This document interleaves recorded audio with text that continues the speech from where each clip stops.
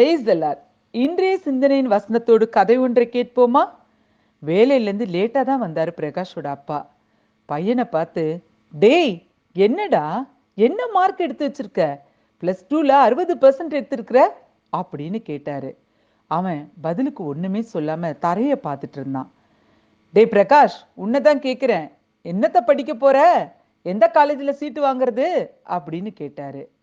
அவன் திரும்பவும் எந்த பதிலும் சொல்லல. அமைதியா அப்பாவை பார்த்தான்.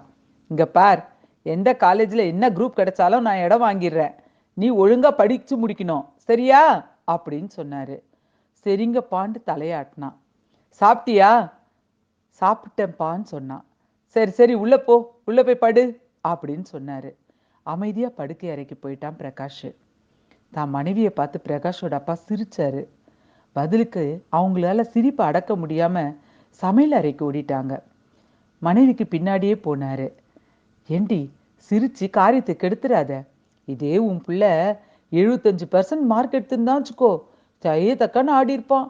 அந்த காலேஜில் தான் படிப்பேன், இந்த குரூப்பு தான் படிப்பேன், என்ஜினியரிங் தான் படிப்பேன் அப்படின்னு அடம் பிடிச்சிருப்பான்.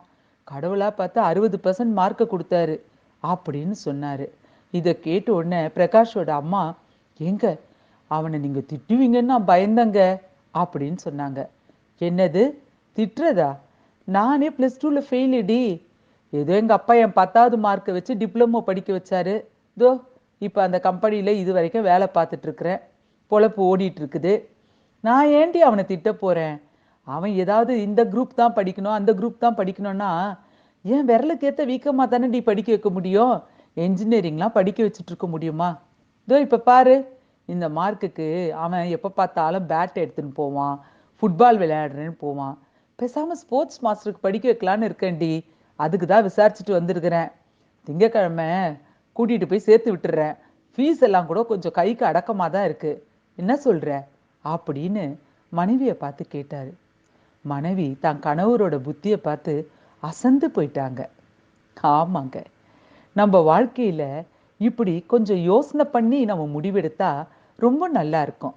அந்த வீட்டு பையன் அதை படிக்கிறான், இந்த வீட்டு பொண்ணு இதை படிக்குதுன்னு நம்ம பிள்ளைங்களையும் அதை திணிச்சு சேர்க்கறத விட, காலத்தையும் நேரத்தையும் பணத்தையும் யோசனை பண்ணி நம்ம செயல்படும் போது அது நமக்கு ரொம்ப ஆசீர்வாதமாக தான் இருக்கும். வேத வசனம் என்ன சொல்லுதுன்னு பார்க்கலாமா? கர்த்தருக்கு சித்தமானது அவர் கையினால் வாய்க்கும். ஏசாயா 53:10. ஆமாங்க, நான் எனக்கு இது பிடிக்கும் அது பிடிக்கும்னு ஆண்டவர்கிட்ட அது வேணும் இது வேணும்னு கேட்கறத நிறுத்திக்கிட்டு, ஆண்டவரே உமக்கு சித்தமானதை செய்யுங்கன்னு சொல்லி கேட்டுதான் பார்க்கலாமே.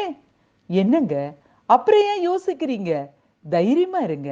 அவருக்கு சித்தமானது அவர் கையினால உங்களுக்கு வாய்க்கும். God bless you all.